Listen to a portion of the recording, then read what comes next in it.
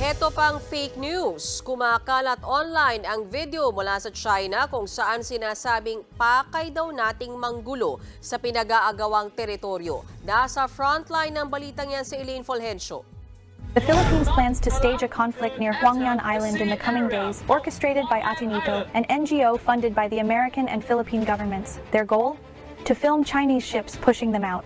Ito ang kumakalat na video ngayon sa social media platform na X. Post yan ng isang account na Media Unlock na binubuo raw ng mga Chinese journalists. Sa video ng exclusive report kuno, nabanggit ang gagawing ikalawang civilian mission ng Atenito Coalition na pinondohan daw ng gobyerno ng Pilipinas at Amerika.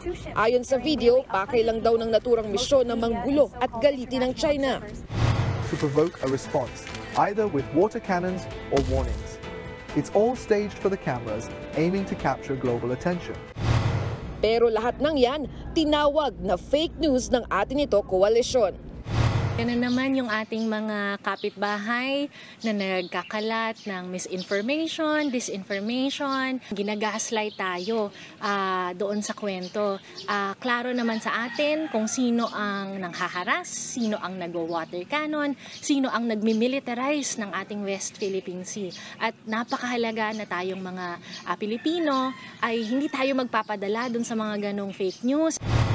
Nanindigan ng grupo na lehitimo ang kanilang gagawing paglalayag sa Panatag Shoal na sakop ng Exclusive Economic Zone ng Pilipinas. Ang tanging misyon lang naman daw, makapag-abot ng tulong sa mga mangingisdang Pilipino roon gaya ng pagkain at gasolina.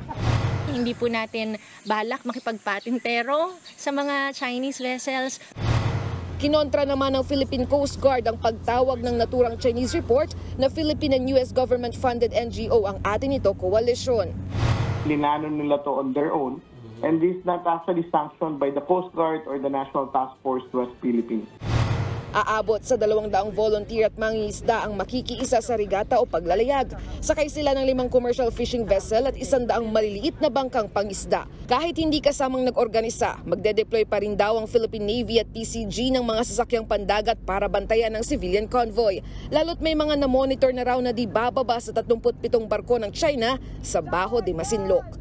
Nagbabalita mula sa frontline, Elaine Fulgencio, News 5. Mga kapatid, Lucy Cruz Valdez po, maging maalam at may pakialam sa mga napapanahong balita sa bansa. Tumutok at mag-subscribe sa News 5 social media pages.